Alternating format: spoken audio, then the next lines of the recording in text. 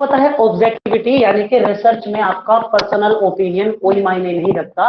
आपको जो डाटा मिला है, आपको जो डाटा मिला है उसी को आपको क्या करना है, प्रोवाइड करना चाहिए। अपना पर्सनल डाटा आप रिसर्च में नहीं दे सकते। ये तो आपकी ऑब्जेक्टिविटी। रिलायबिलिटी होता है कि अगर आप सेम सैंपल पर सेम इक्विपमेंट से सेम मेथड लगा के जितनी बार भी रिसर्च करोगे हर बार रिजल्ट सेम आएगा।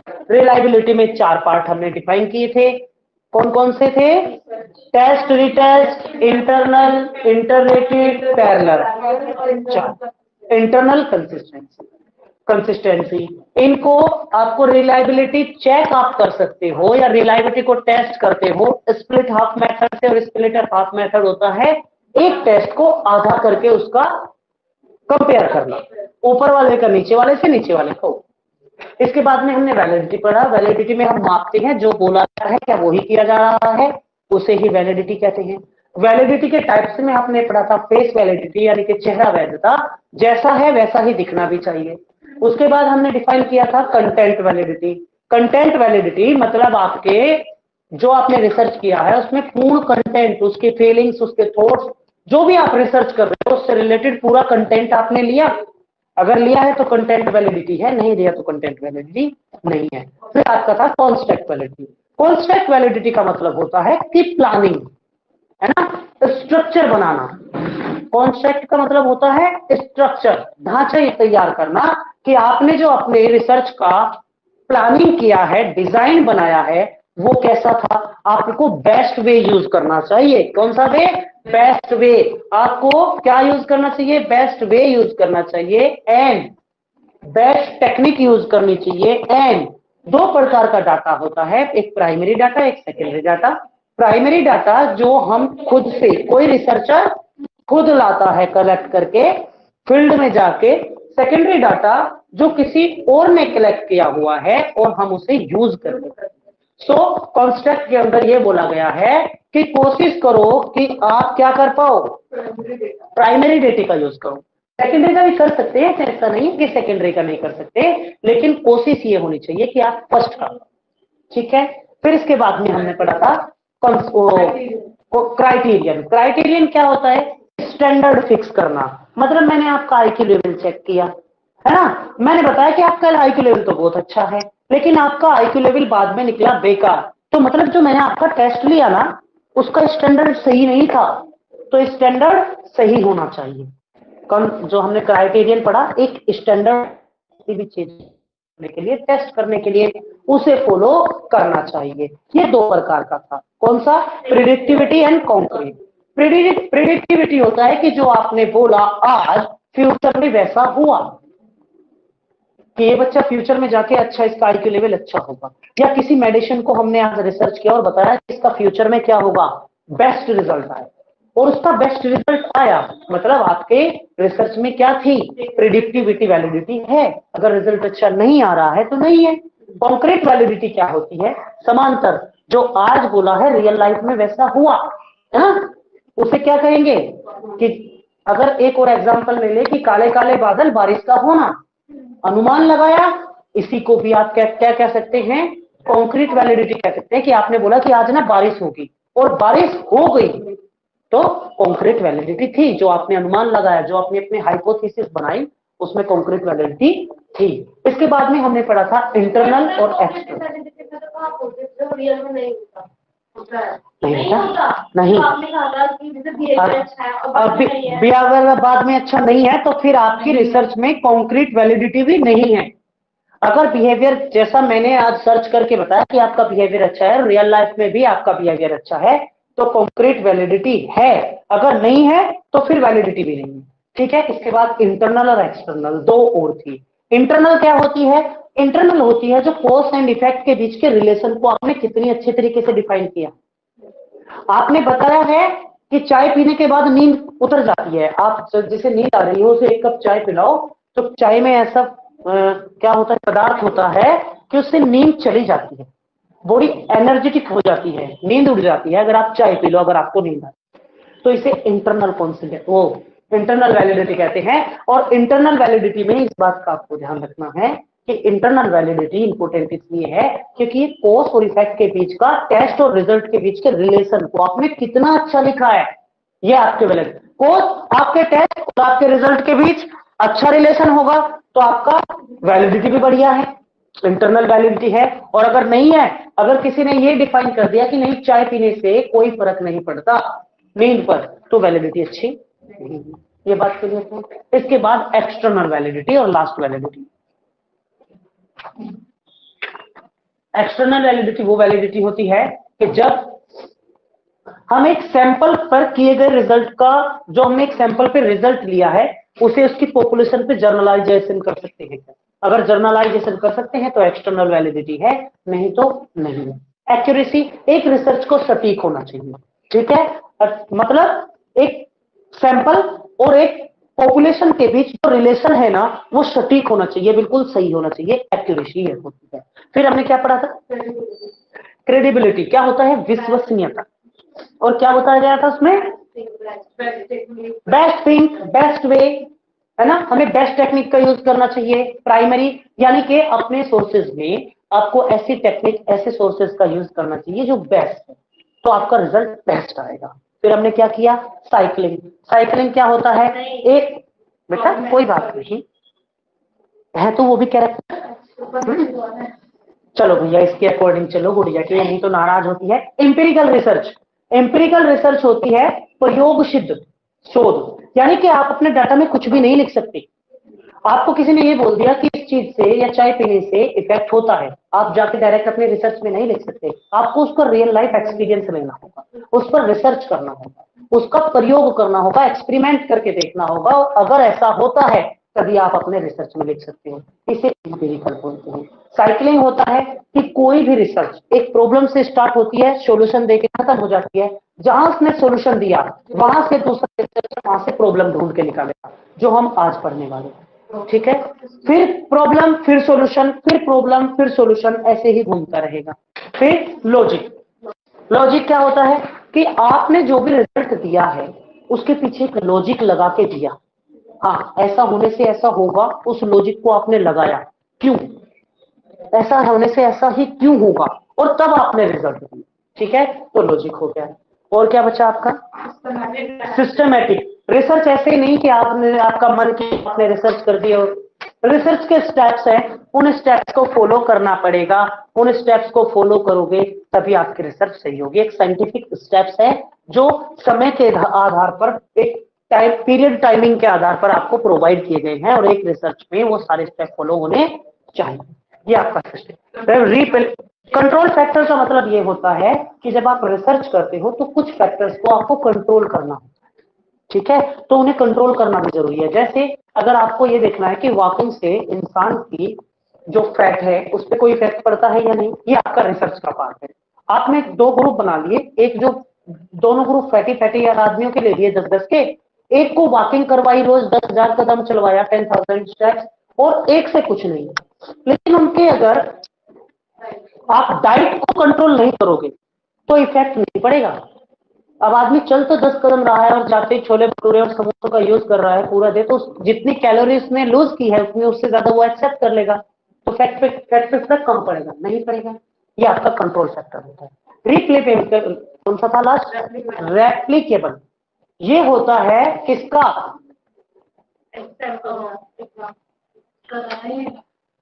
सेकंड मैंने आपको कैरेक्टर क्या बताया बताओ, रिलायबिलिटी।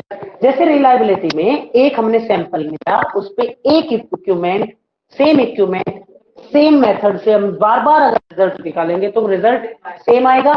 रेप्लिकेबल में होता है कि जब आप एक सैंपल पे क्या करते हो, अलग अलग मेथड्स और अलग अलग तरीकों से अलग अलग इक्विपमेंट के माध्यम से रिजल्ट निकालो और फिर भी वो सेम आ जाए, तो उसे रेप्लिकेट। एग्जाम्पल में ये ले सकते हैं कि मान लो 10 साल के बच्चे को अगर हेल्थ ड्रिंक देने से उसकी ग्रोथ प्रोग्रेस हुई है, तो 15 साल के बच्चे को भी वो इफेक्ट करेगा।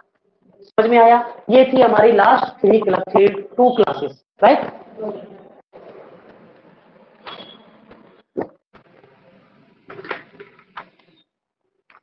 अब हम पढ़ेंगे आज steps.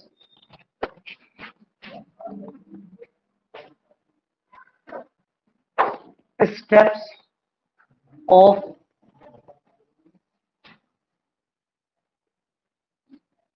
Research, step of research. पहले आपको मैं ये बताऊं कि एक रिसर्च को स्टार्ट करने के लिए फर्स्ट स्टेप होता है प्रॉब्लम।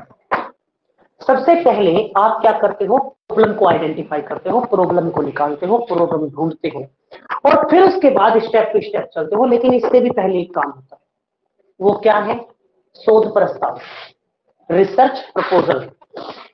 मान लो आपका अगर एडमिशन हो जाए, है ना, कहाँ पे आप अपने जीआरएफ क्लियर किया और किसी कॉलेज में आपका एडमिशन हो गया, तो आपको वहां पे सबसे पहले एक प्रपोजल प्रोवाइड करना होता है। उसमें आप क्या डिफाइन करोगे कि आपकी प्रॉब्लम क्या है, आप किस पॉइंट करना चाहते हैं, उसके ऑब्जेक्टिव्स क्या क्या है, किस मेथड से आप रिसर्च करोगे, ठीक है, कहां से आप डाटा कलेक्ट करोगे, क्या उस पर डाटा अवेलेबल किया जा सकता है, ये सारी चीजें आप लिखोगे, ठीक है। और ऐसे 6 to 10 पेजेस, कम से कम 6 और ज्यादा से ज्यादा 10 पेजों का एक प्रपोजल तैयार करते हैं। इसे ही क्या बोलते हैं, शोध प्रस्ताव, जिससे कोई कॉलेज आपको एडमिशन देगा कि हाँ ठीक है आप इस पर रिसर्च कर सकते हैं। तो सबसे पहले तो ये होता है कि आपको प्रपोजल देना होता है, किसका, रिसर्च प्रपोजल देना होता है, शोध प्रस्ताव दोगे और उसके बाद आप आगे बढ़ोगे। आगे बढ़ने के बाद क्या करोगे, इंपॉर्टेंट है, क्वेश्चन बहुत जल्दी बना के देंगे आपको। सबसे पहले लेंगे प्रॉब्लम, हम सबसे पहले जो फर्स्ट स्टेप रिसर्च का है वो प्रॉब्लम। आगे बैठ जाओ, दिख नहीं रहा था। पहला जो स्टेप है वो होती है प्रॉब्लम। इन्हें अलग अलग भी डिफाइन करेंगे, परेशान नहीं होना है ना, अभी स्टेप्स याद करने हैं फिर अलग अलग डिफाइन करेंगे। प्रॉब्लम के बाद हम दूसरा जो काम करते हैं वो करते हैं literature review. Literature, LITR, literature, TUR, literature review, RIVIE,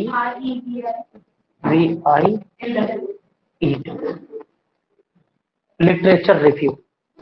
जब आप लिटरेचर रिव्यू कर लोगे उसके बाद आप बनाते हो हाइपोथेसिस।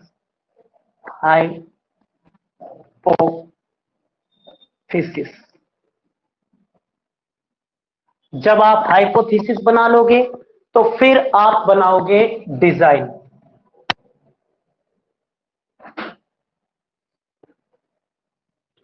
ठीक है, डिजाइन।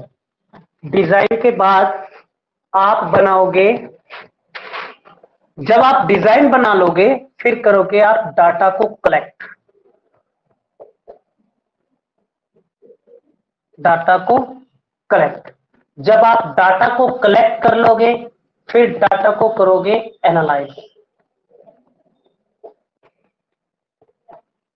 और जब आप एनालाइज कर लोगे तो फिर आप दोगे अपनी रिपोर्ट।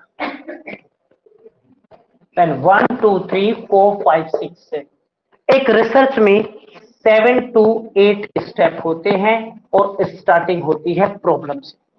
नोट डाउन कर लो जल्दी।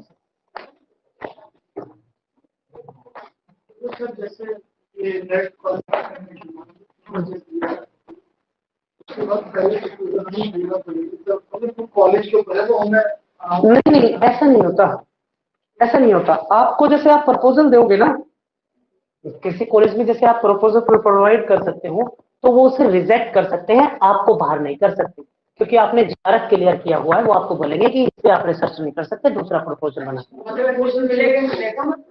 एडमिशन तो हटा ही नहीं सकता था। एडमिशन इसलिए नहीं हटा सकता क्योंकि वो कॉलेज की अब जिम्मेदारी हो चुकी है, आपने जीआरएफ क्लियर किया है। ऐसे थोड़ी ना है कि आपका प्रपोजल अगर गलत है तो आपको रिजेक्ट। जैसे आपकी रैंक होगी उस रैंक के हिसाब से आपको 3 4 5 कॉलेजेस के नाम आएंगे, उन्हीं में आप एडमिशन ले सकते हैं। वो सारे गवर्नमेंटेड होंगे।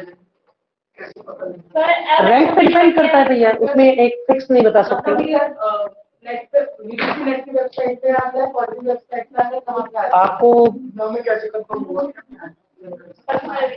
आपको पर्सनली इन्फॉर्म किया जाएगा भाई। अरे फोन नहीं करेगा, आपको डाटा मिलेगा, जैसे लिस्ट लगती है ना, आप अपना एग्जाम आप फॉर्म डालते हो, जैसे बीए का डाला, और आपको किसी कॉलेज में एडमिशन लेना है, कई कॉलेजेस के नाम डलते हैं ना, तो जब आपका जेआरएफ क्लियर हो जाएगा तो कई कॉलेजेस के नाम आप डालोगे, जो जो आपको बेस्ट लगता है, जहां जहां का नाम आए उसमें से जो नाम आ जाएगा उसी में आपका एडमिशन। सर एसओपी क्या होती है? एसओपी सर क्या वो दूसरे सब्जेक्ट के होते हैं, जो आर्ट्स वाले होते हैं उनके लिए नहीं होता, एसओपी होते हैं जो दो गिरोह वाले होते हैं उनके लिए।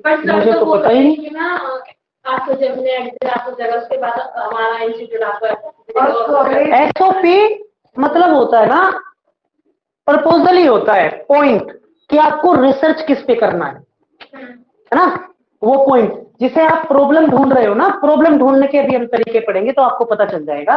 जो ये प्रॉब्लम है ना, इसे ही आप एसओपी मान सकते हो कि ये भी हम प्रोवाइड करेंगे, मिल गई होगी आपको, है ना।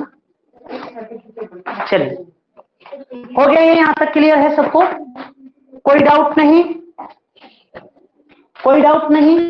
अच्छा चलो, तो मेरा एक क्वेश्चन लोगों से, ये बताओ कि एक रिसर्च में अगर रिलायबिलिटी है तो वैलिडिटी भी होगी क्या, या वैलिडिटी है तो रिलायबिलिटी भी होगी क्या? देखो यहां क्वेश्चन लिखूंगा, ध्यान से देखना। ये हो गया आर फॉर रिलायबिलिटी, तो क्या ये वैलिड भी होगा? और अगर एक रिसर्च है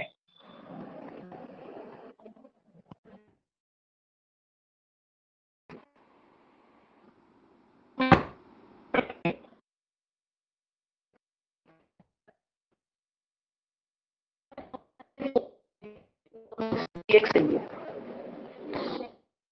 है, अगर एक रिसर्च ने रिलायबिलिटी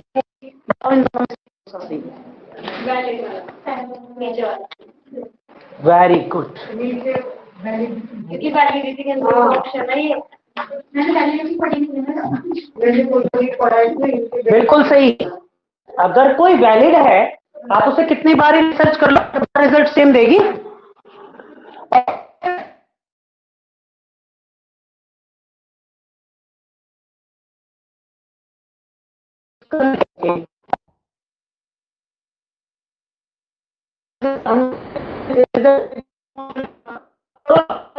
चेक इमोशन का थोड़ी है, क्योंकि आपने वो चीज चेक नहीं की जो बोला था। तो जो वैलिड है वो रिलायबिलिटी भी होगी, जो रिलायबिलिटी है जरूरी नहीं है वो वैलिड। ठीक है, अब आगे बढ़ते हैं की तरफ। मैंने कहा दिया हमें क्या टॉपिक का नाम देना होता है, कौन सा आप मेथड यूज करोगे, डाटा कहां से कलेक्ट करोगे, कितना टाइम लगाओगे,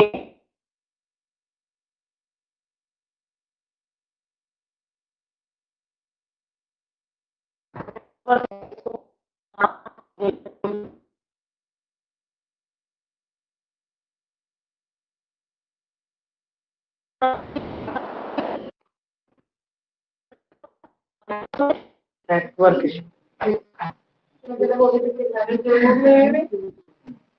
आपको आवाज आ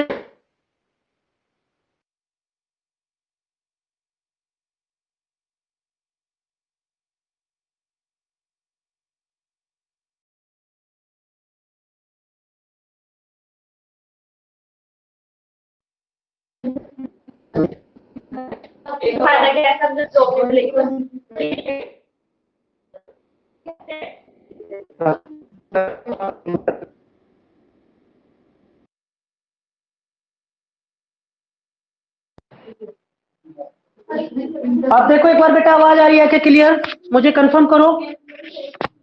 चलिए ठीक है, बस अरे डिस्कस मत करो, ठीक है बेटा।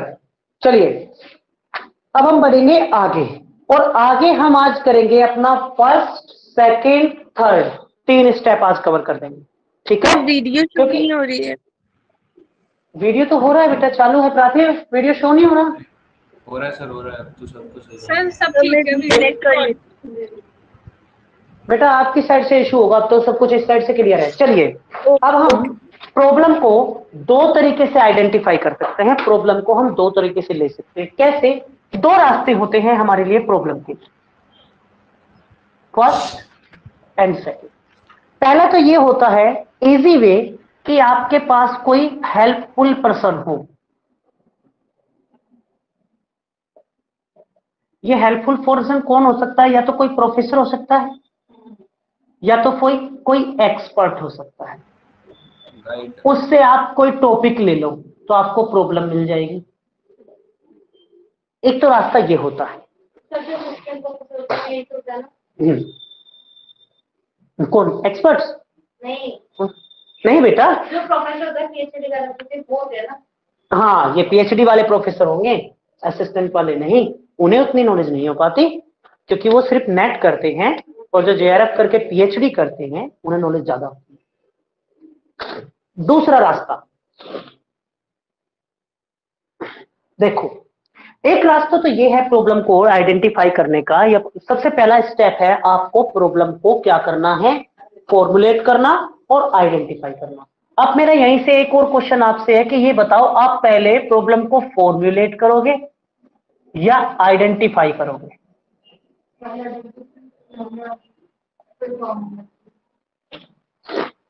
किसने बोला? ऑनलाइन क्लास, जल्दी से आंसर दो। आप पहले प्रॉब्लम को आइडेंटिफाई करोगे या फॉर्मुलेट करोगे? आइडेंटिफाई। आइडेंटिफाई। और प्राथिव? सर आइडेंटिफाई करेंगे। बताओ भाई, प्राथिव आप बताओ बेटा एक बार, क्योंकि मैं संतुष्ट नहीं हूं अभी तक इस क्वेश्चन से।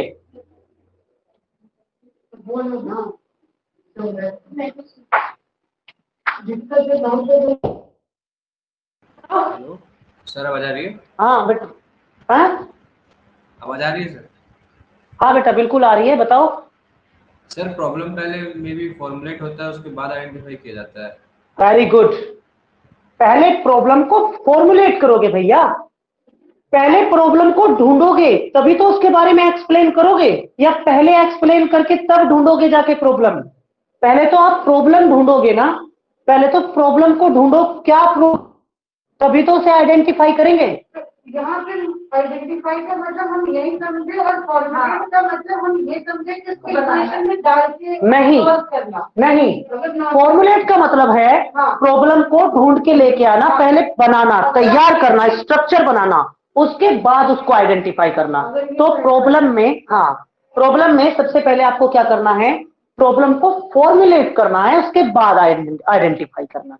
अब हम प्रॉब्लम को दो तरीके से चूज कर सकते हैं। एक तो सिंपल वे है कि कोई हेल्पफुल पर्सन हमें मिल जाए जो एक्सपर्ट हो या प्रोफेसर हो, और दूसरा तरीका होता है कि ये होता है best way. Sir may be formulate का मतलब यहाँ पर ये होता है कि मतलब किसी भी पर्टिकुलर प्रॉब्लम को किसी फॉर्मूले के थ्रू उसको मतलब क्या कहते हैं सॉल्व करना, तब आएगा ना प्रॉब्लम, तब नहीं उसको नहीं आइडेंटिफाई कर पाएंगे हम। नहीं, प्रॉब्लम आइडेंटिफाई, हाँ बिल्कुल सही है। आइडेंटिफाई में वही है कि जब आप एक प्रॉब्लम को ले आए, उसके बारे में बाद में ही तो बताओगे जब आप उस प्रॉब्लम से मिल चुके हो, फॉर्मुलेट कर चुके हो, प्रॉब्लम आपने ढूंढ लिया है, उसका एक्सप्लेनेशन बाद में ही तो दे पाओगे। या जिस नहीं उसे एक्सप्लेन कर दोगे, पहले फॉर्मुलेट बाद में। बस अभी आप क्या करना है, इसका सेकंड वे देखेंगे। दूसरा रास्ता क्या है प्रॉब्लम को चूज करने का? तो दूसरा रास्ता है कि पहले आप एक एरिया चूज करो, प्रॉब्लम एरिया। एक प्रॉब्लम एरिया को फिर उसका सब डिवीजन करो, उसे सब पार्ट्स में तोड़ दो। फिर तीसरा पार्ट जिसमें आपका इंटरेस्ट है उस पार्ट को ले लो, जिसमें आपका इंटरेस्ट है, अभी लिखना नहीं है, जिसमें है उस पार्ट को ले लो। सब पार्ट्स में तोड़ दिया, इंटरेस्ट या तो आप कहते हो लिटरेचर रिव्यू कर लो, ठीक है, या आप कहते हो कि उसके अंतर्गत गैप ढूंढ के निकालो। गैप यानी कि अंतराल। भाई जो टॉपिक आपने उठाया होगा उस पर कभी ना कभी पहले रिसर्च तो हुई होगी। अभी हम ये भी देखेंगे कि हमें कैसी प्रॉब्लम लेनी चाहिए। ये तो हम बता रहे हैं कि हम प्रॉब्लम को लाए कैसे, अभी हम ये भी देखेंगे हमें प्रॉब्लम लेनी कैसे चाहिए। हमें एक प्रॉब्लम एरिया ढूंढना होगा, उसे इसके सब पार्ट में डिवीजन करेंगे, क्योंकि एक पूरी प्रॉब्लम का सॉल्यूशन आप नहीं दे सकते, ठीक है। फिर इंटरेस्टिंग जो हमारा हिस्सा है, जो हमारा जिसमें हमारा इंटरेस्ट है, उस पार्ट को उठाएंगे, उस पर लिटरेचर रिव्यू या उसका गैप ढूंढेंगे, उसमें से क्वेश्चन पुट आउट करेंगे, यानी कि प्रॉब्लम को बाहर निकाल के लेके आएंगे कि हम इस पर रिसर्च करेंगे। ठीक है, अब यहां से यानी कि आप प्रॉब्लम यानी कि अपना क्वेश्चन उठा लोगे, जब आप गैप ढूंढ लोगे तो उस गैप के बेस पे आप अपना क्वेश्चन बना लोगे, फिर आप उस क्वेश्चन को क्या करोगे, वो आपका रिसर्च क्वेश्चन हो जाएगा, फिर आप बनाओगे अपना ऑब्जेक्ट। ऑब्जेक्ट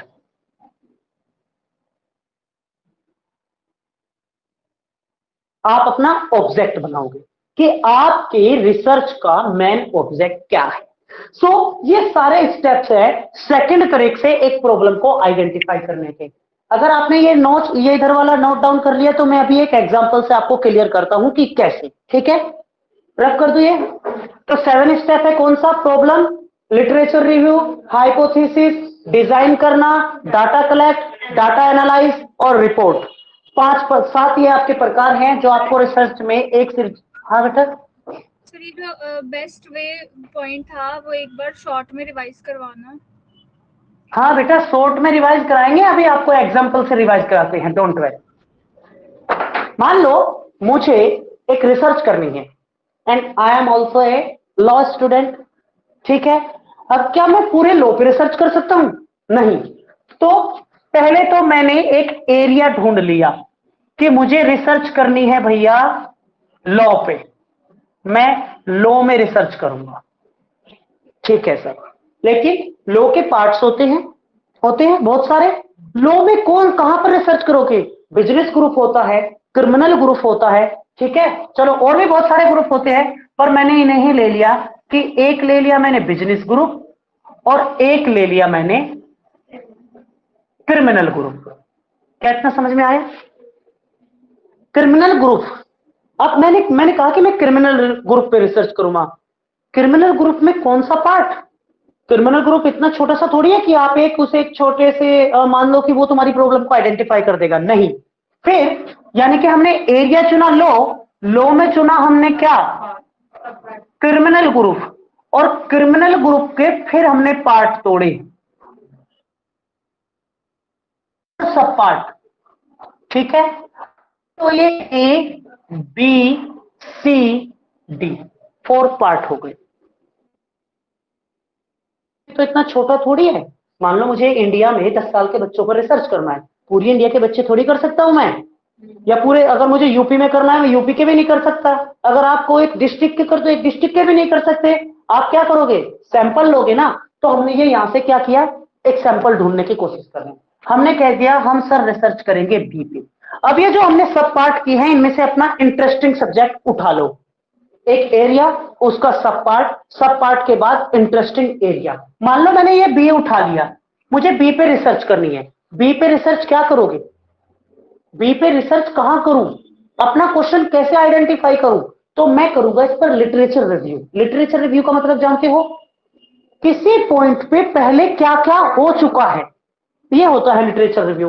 उसके बारे में नॉलेज कि उस पॉइंट पर पहले रिसर्च कितनी की जा चुकी, किस किस पॉइंट पे रिसर्च की जा चुकी है, और मुझे वो वहां से क्वेश्चन पुट आउट करना है जिस पर अभी तक रिसर्च नहीं हुई, या हुई है तो बहुत कम हुई है। ठीक है, उसे ही आप बोलोगे गैप।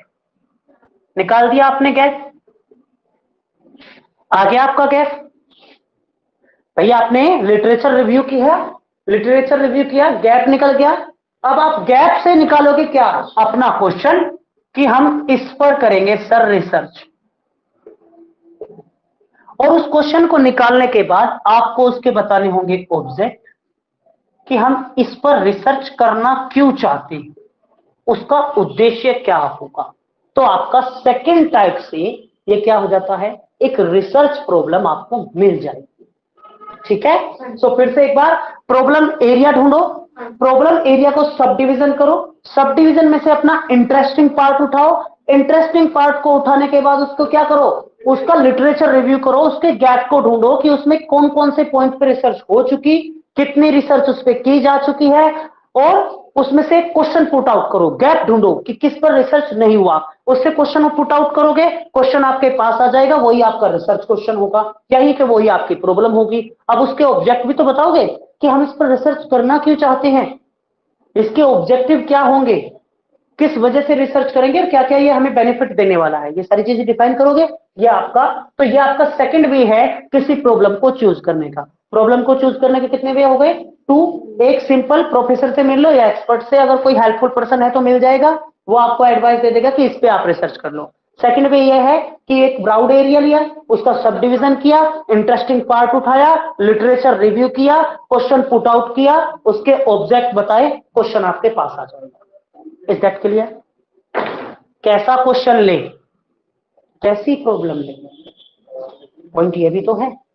अगर आप एक ऐसे प्रोग्राम ले लो जो कास्ट से रिलेटेड है, जिसे हिंदी में विवादप्रस्त कहते हैं, है ना, जिसमें झगड़े होने के चांसेस है, अगर आप उस पर रिसर्च करते हो तो वो आपके लिए सही नहीं है, उसमें आपको प्रॉब्लम आ सकती है, आ जाएगी। कोई ऐसे रिसर्च, कोई ऐसा पॉइंट अगर आपने उठा लिया जिस पर बहुत सारी रिसर्च हो चुकी है, तो डाटा मिलना मुश्किल हो जाएगा। कोई ऐसे रिसर्च आपने अगर उठा ली जो बहुत छोटी है, यानी कि जिस पर अभी तक रिसर्च किया ही नहीं गया, उस पर डाटा मिलना बहुत मुश्किल है। जो आपकी प्रॉब्लम होनी चाहिए वो ऐसी होनी चाहिए जिससे आप फैमिलियर हो, यानी कि परिचित हो, उसके बारे में आपको कुछ नॉलेज हो। अगर आपने कोई ऐसी प्रॉब्लम उठा ली जिससे आप बिल्कुल भी फैमिलियर नहीं हो, आपका इंटरेस्ट नहीं आएगा, इंटरेस्ट नहीं आएगा, आप पीएचडी बीच में ब्रेक कर दोगे, छोड़ दोगे।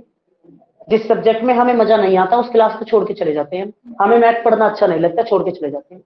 ऐसे ही जिस सब्जेक्ट में आपको इंटरेस्ट नहीं है, अगर आपने ऐसा कोई सब्जेक्ट उठा लिया या ऐसा कोई प्रॉब्लम रिसीव कर लिया तो उसे आप कंप्लीट नहीं कर पाओगे। टाइमिंग, ऐसा सब्जेक्ट जब आप प्रॉब्लम को आइडेंटिफाई कर रहे हो, प्रॉब्लम को लेके आए हो, तो उसमें ये देखो कि इसको डाटा कलेक्ट करने में कितना टाइम लगेगा और क्या हम उस सफिशिएंट टाइम में उसे क्लियर कर सकते हैं। तो इन सारी चीजों को ध्यान में रखकर ही एक प्रॉब्लम को क्या करना चाहिए, लेना चाहिए या आइडेंटिफाई करना चाहिए। क्लियर है यहां तक? बताओ, क्लियर है?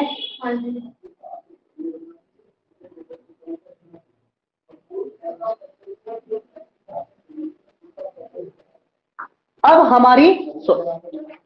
हम इसमें बात करेंगे कि हमारी जो प्रॉब्लम है वो कैसी होनी चाहिए। तो ये तो मैंने आपको बता ही दिया अभी, एक बार इसमें भी पढ़ लो। इंटरेस्ट होना चाहिए, जो भी हमने प्रॉब्लम ली है ना, हमारा उसमें इंटरेस्ट होना चाहिए। उन्होंने बताया है मैनेजेबल मैग्नीट्यूड, यानी कि ऐसी प्रॉब्लम होना चाहिए जिसे आप मैनेज कर सकते हो हर तरीके से। कैसे? आर्थिक रूप से करो, है ना, और उसमें हर तरीके से उसे मेजर करना आसान हो, उसका डाटा कलेक्ट करना आसान हो, इस तरीके की प्रॉब्लम को आपको क्या करना चाहिए,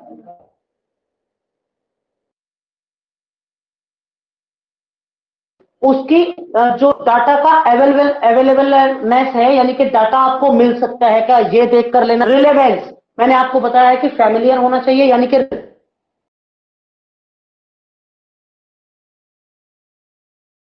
सामाजिक रूप से सही होनी चाहिए। ऐसे नहीं कि कुछ भी आपने उठा लिया, हो गई आपकी प्रॉब्लम का स्टेप क्लियर हुआ। अब जब प्रॉब्लम का स्टेप क्लियर हुआ है तो हम बात करेंगे सेकंड स्टेप की। हाँ, you can note it, click करो तो ज्यादा बेटर है, मेरे लिए भी आपके लिए भी।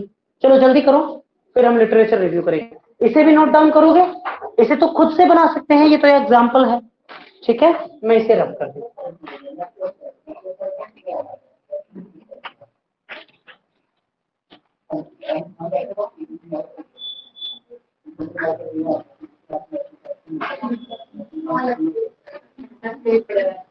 नोट डाउन कर लो, ऑनलाइन वाले भी जल्दी से।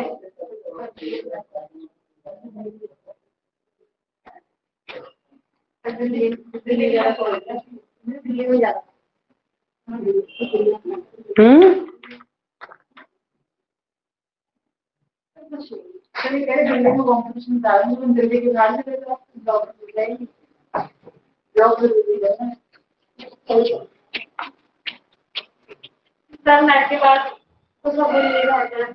नेट के बाद कौन सा नेट नेट के बाद तो आप प्रोफेसर लग सकते हैं। गवर्नमेंट हो गया प्रोफेसर के लिए आप अप्लाई कर सकते हैं। जैसे हो जाएगा। बीएड के लिए जैसे सीटेट जरूरी होता है वैसे भी प्रोफेसर करने के लिए आपको नेट नेट जरूरी है। सर अगर नेट क्लियर कर लिया उसके बाद भी तो नहीं है ना वैकेंसी तो होगी इतनी सारी अरे अच्छी खासी बहुत ज्यादा अच्छी देते हैं बच्चों। और फिर जब करना ही है तो नेट क्यों करना है? जब करना ही है तो नेट क्यों करना है? पता है कितने मार्क्स का फर्क होता है? बस यानी कि 10 क्वेश्चन। अरे जब करना ही है तो 10 क्वेश्चन और ज्यादा ही कर लो। आप दो तरीके से पीएचडी बच्चे करते हैं। एक पीएचडी बच्चे करते हैं प्राइवेटली पैसे देके, उनको मान्यता नहीं है, उनको जॉब भी मुश्किल मिलती है, वैलिड होती है, उसकी मान्यता नहीं है। क्योंकि मान्यता इसलिए नहीं होती क्योंकि उन्हें ना रियल रूप से क्वालिफाई नहीं माना जाता पीएचडी के लिए। वो तो सिर्फ पैसे से कर लेते हैं। आपने कोई भी ऐसा इंसान सुना है जिसने जेआरएफ क्लियर किया हो और वो प्रोफेसर ना बना हो? एक नॉर्मल कॉलेज अगर नॉर्मल वो कॉलेज में जाए तो भी उसको 70-80 हजार रुपए देने पड़ेंगे।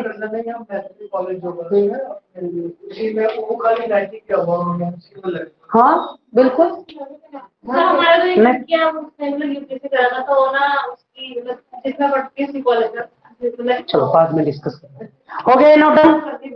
ये नोट डाउन हो गया। चलिए अब हम बात करेंगे इसकी हाइपोथेसिस, सॉरी लिटरेचर रिव्यू, है ना? लिटरेचर रिव्यू मैंने अभी आपको 1 मिनट पहले ही बताया था कि लिटरेचर रिव्यू क्या होता है।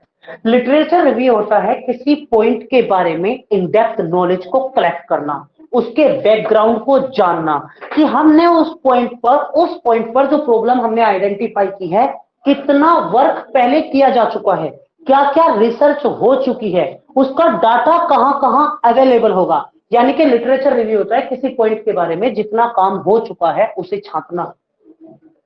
ठीक है, किस पर क्या क्या वर्क हो चुका है, यानी कि जो आपने प्रॉब्लम लिया है उस प्रॉब्लम से रिलेटेड क्या क्या वर्क पहले हो चुका है उसको पढ़ना या उसको उस नॉलेज को गेन करना ही होता है लिटरेचर रिव्यू।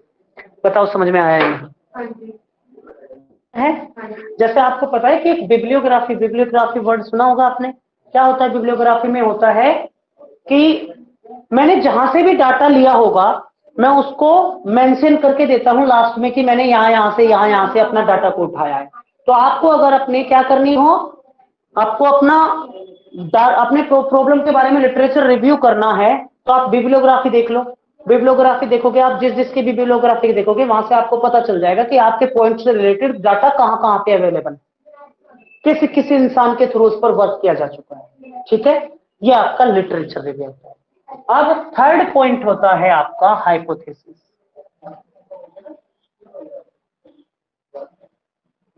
हाइपोथेसिस ये आपका थर्ड स्टेप है। हाइपोथेसिस क्या होती है? अजम्पशन होता है, एक मानना, एक रिसर्च का मानना, रिसर्चर का मानना। ठीक है, यानी कि एक ऐसी बात जो अभी तक साइंटिफिकली प्रूव नहीं हुई है, बस रिसर्चर ने उसे अज्यूम कर लिया है। यानी कि दो वेरिएबल्स के बीच में रिलेशन को अज्यूम कर लेना पॉइंट है इसमें। आपसे क्वेश्चन बना देते हैं कि वेरिएबल्स के बीच में रिलेशन को कौन बताता है? हाइपोथेसिस। हम या कोई भी रिसर्चर जब एक हाइपोथेसिस करता है तो वो एक परिकल्पना, हाइपोथेसिस का हिंदी में पता है क्या होता है? परिकल्पना। प्री माने पहले से, कल्पना मतलब एक इमेजिनेशन, जो पहले से इमेजिनेशन करके मान लिया गया है उसे ही हाइपोथेसिस कहते हैं। जैसे मैंने कई पेड़ देखे, राइट,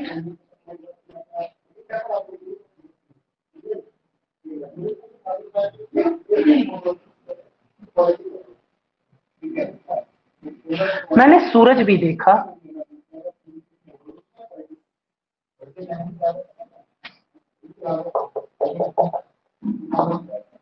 ठीक है, ये पेड़ वो थे जो जंगल में है, राइट? ये पेड़ वो थे जो जंगल में, और मैंने कुछ पेड़ और देखे।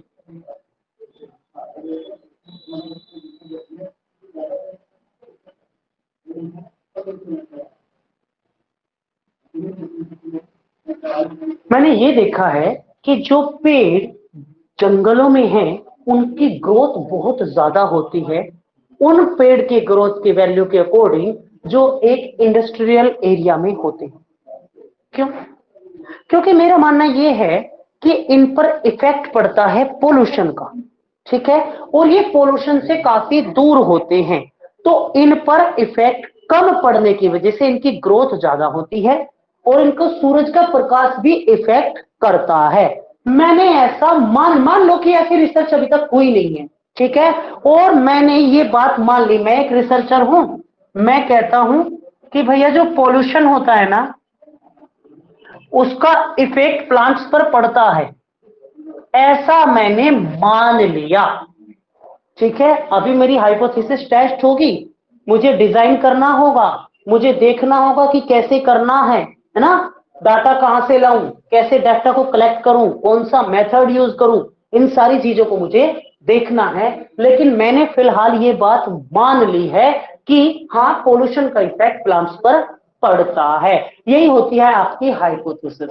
हाइपोथेसिस होती है दो वेरिएबल्स में क्या बताती है, रिलेशन को। जैसे पोल्यूशन का प्लांट पर क्या इफेक्ट पड़ेगा, क्या रिलेशन है इसके बीच, तो हाइपोथेसिस में हम दो वेरिएबल्स के बीच रिलेशन को पढ़ते हैं और ये एक ऐसी कल्पना होती है जिससे रिसर्च सच मान के चलता है, अज्यूम करके चलता है कि हाँ ये होगा। मैंने मान लिया पेड़ों पर प्रभाव पड़ता है, मैंने मान लिया पेड़ों पर प्रभाव नहीं पड़ता है, मैंने मान लिया। अब जब मान लोगे तब हम आगे बढ़ेंगे, है ना। तो आपकी हाइपोथेसिस यही होती है। करो इसको।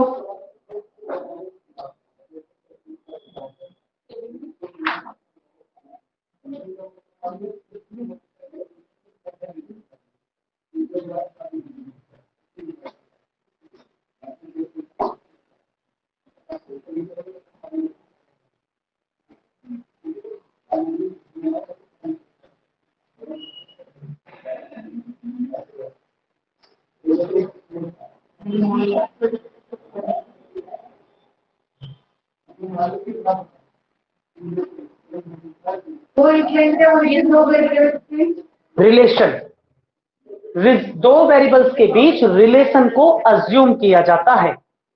समझ में आया?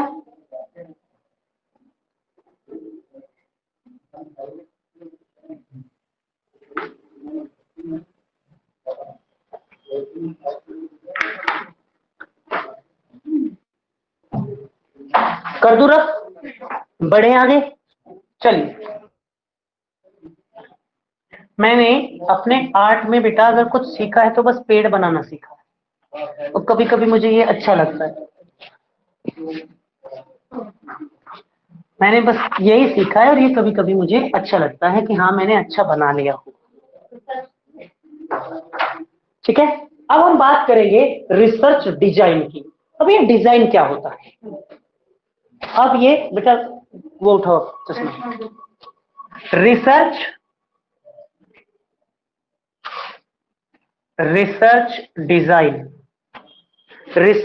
डिजाइन कि रिसर्च का डिजाइन क्या होता है। भैया एक वर्ड याद करो और रिसर्च डिजाइन तैयार। हाउ, बस हाउ। इसमें हम अपने हर वर्ड के साथ एक वर्ड जोड़ देते हैं, हाउ। यही होता है हमारा रिसर्च डिजाइन। मैं बताता हूं। डाटा लाना है, कैसे लाएं? डाटा कलेक्ट करना है, कैसे करें? कहां से करें? कितने सैंपल लें? कितना डाटा कलेक्ट करें? ठीक है, कितना ऑब्जर्वेशन करें? और एक वर्ड और है, स्टडी कैसे करें? हर वर्ड में यानी कि आप हाउ वर्ड को जोड़ दो, जो आपने कंप्लीट किया है तो वो आपका रिसर्च डिजाइन होता है। अकॉर्डिंग टू मी हम कह सकते हैं कि रिसर्च डिजाइन एक प्लानिंग होती है कि आपको अब ये बात कैसे प्रूफ करनी है कि पेड़ पर पोल्यूशन का इफेक्ट पड़ता है या नहीं। ठीक है, यही होता है आपका रिसर्च डिजाइन। रिसर्च डिजाइन यानी कि प्लानिंग, कि मुझे अब ये करना कैसे है, मुझे ये रिसर्च करनी कैसे कैसे है, सैंपल कैसे लेके आऊंगा, डाटा को कैसे कलेक्ट करूंगा, टाइम कितना लगेगा, ऑब्जर्वेशन कैसे करूंगा, स्टडी कैसे करूंगा, इन सारी चीजों की प्लानिंग, डाटा का एनालाइज कितना करूंगा, सैंपल कितना लूं, ठीक है, और रिपोर्ट कैसे प्रेजेंट करूंगा, इन सब चीजों को एक एग्जांपल से समझो। हमें जाना है घूमने, हमें जाना है घूमने, और हमने यहाँ क्लास में बैठ के एक प्लानिंग बना ली कि चलो हम घूमने जा रहे हैं। अब हमने प्लानिंग यहाँ बनाई सिर्फ घूमने की। अब हर बच्चा घर जाएगा अपने अपने, जो फाइनेंशियल कमजोर होगा वो सोचेगा इतना पैसा लगेगा, इतना बस का किराया होगा, होटल में रुकने का इतना किराया होगा, इसको कहां से मैनेज करूंगा, किससे लेके आऊं, कैसे जाना है, कितने लोग होंगे, अगर सब 10-10 रुपए खर्च करेंगे तो मुझे भी 20 तो देने, 10 नहीं दे सकता तो 5 तो देने पड़ेंगे। वो सारी चीज की क्या कर रहा है, प्लानिंग कर रहा है। यही होता है आपका रिसर्च डिजाइन में भी। आप क्या करते हो कि मुझे रिसर्च में ये बात प्रूफ करनी है कि पोल्यूशन का प्लांट्स पर इफेक्ट पड़ता है, तो मैं उसे कैसे कैसे करूं। यही आपका क्या होता है, रिसर्च डिजाइन होता है। बताओ समझ में आया या नहीं। ठीक है, इसमें हम क्या करते हैं, इसमें हम ये देखते हैं कि डाटा कैसे कलेक्ट करें। ठीक है, डाटा कलेक्ट करने में कितना टाइम लगेगा, स्टडी कैसे करनी है, कितनी करनी है, ठीक है, और डाटा कितना चाहिए, सैंपल कितना, सॉरी, डाटा को एनालाइज कैसे करेंगे, ये सारे ऐसे करेंगे, फिर ऐसे करेंगे, फिर ऐसे करेंगे, डाटा कौन सा यूज करें, प्राइमरी डाटा या सेकेंडरी डाटा यूज करें, ये सारे प्लानिंग करते हैं। इसके 4 पार्ट होते हैं बेटा।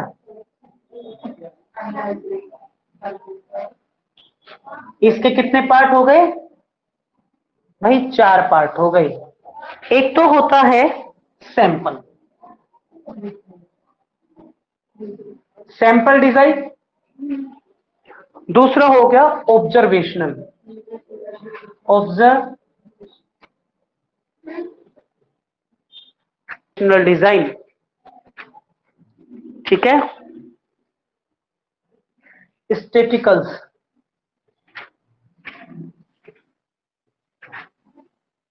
स्टैटिकल्स डिजाइन, और ऑपरेटर।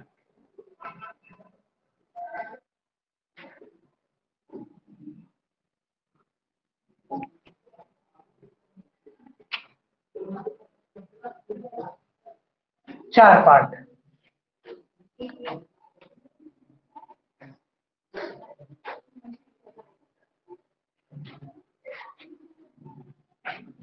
अब इन 4 पार्ट से ही हम करेंगे किसको खत्म, रिसर्च डिजाइन, यानी कि इस प्लानिंग को सीख जाएंगे और खत्म। इसके अभी 3 पार्ट और बच जाएंगे, 4 हमने कंप्लीट कर दिए, 3 हम कल क्लास में कंप्लीट। ठीक है, कोशिश करेंगे कि ज्यादा करें, लेकिन कम से कम 3 तो खत्म। देखो, सैंपल डिजाइन, यानी कि यहां पर हमने वही बात की है जो आपने नोट डाउन किया, जो मैंने स्पीक किया, यानी कि सैंपल डिजाइन में एक रिसर्चर ये सोचता है कि मैं सैंपल को, कैसा सैंपल मुझे चाहिए और उसे मैं कैसे कलेक्ट करूं, कैसे चुन के लेके आऊं, सैंपल कैसा लूं।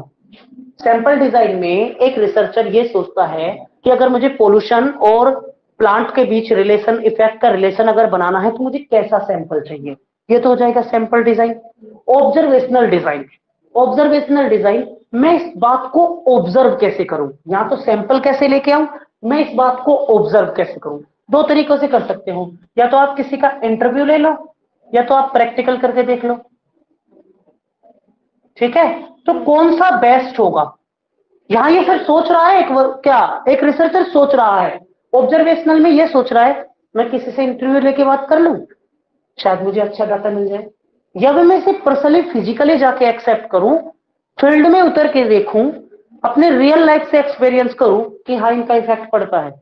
अगर ऐसा है तो मैं इससे डाटा को कलेक्ट करूं या इससे ऑब्जर्व करूं, किस डाटा से मैं इस बात को ऑब्जर्व करूं, ये आपका ऑब्जर्व डिजाइन हो जाएगा। क्लियर है? आगे बढ़ते हैं स्टैटिकल्स। इसमें अगर मैं डाटा लूं तो हाउ मच, कितना डाटा लूं, हाउ मच, कितना डाटा लूं। ठीक है, डाटा को कलेक्ट कैसे करूं, स्टैटिकल्स डिजाइन में यही सोचेगा, डाटा कलेक्ट कहां से करूं। ठीक है, प्राइमरी डाटा का यूज करूं या सेकेंडरी डाटा का यूज करूं, कौन सा डाटा मेरे लिए बेस्ट होगा, ये सारी चीजों को कहां पर सोचेगा, स्टैटिकल डिजाइन। स्टैटिकल डिजाइन में वो यही सोच रहा है कि मैं डाटा कहां से कलेक्ट करूंगा, कैसे कलेक्ट करूंगा, ठीक है, कितना मुझे डाटा चाहिए, कितने सैंपल मुझे चाहिए। यहां तो वो सैंपल का तरीका देख रहा है, किस टाइप का उसे सैंपल चाहिए वो तो यहां, और ऐसे कितने सैंपलों की जरूरत पड़ेगी, शायद एक पेड़ पर ज्यादा इफेक्ट पड़ता हो, दूसरे पौधे पर कम इफेक्ट पड़ता हो, समझ रहे हो, कितना चाहिए। ऑपरेंट आप जानते हो, ऑपरेट करना, ऑपरेट करना मतलब मेथड, मतलब तरीका, कि कौन से तरीके से मैं इस बात को प्रूफ करूं, ये आपका ऑपरेंट डिजाइन हो जाएगा। ये आपका ऑपरेंट, ये तो कौन सा था, ठीक है ना, हाँ ऑपरेंट, अरे बोला नहीं जा रहा, जीव ब्लॉक हो गई। ऑपरेटिंग, ऑपरेट, पानी पिलाना।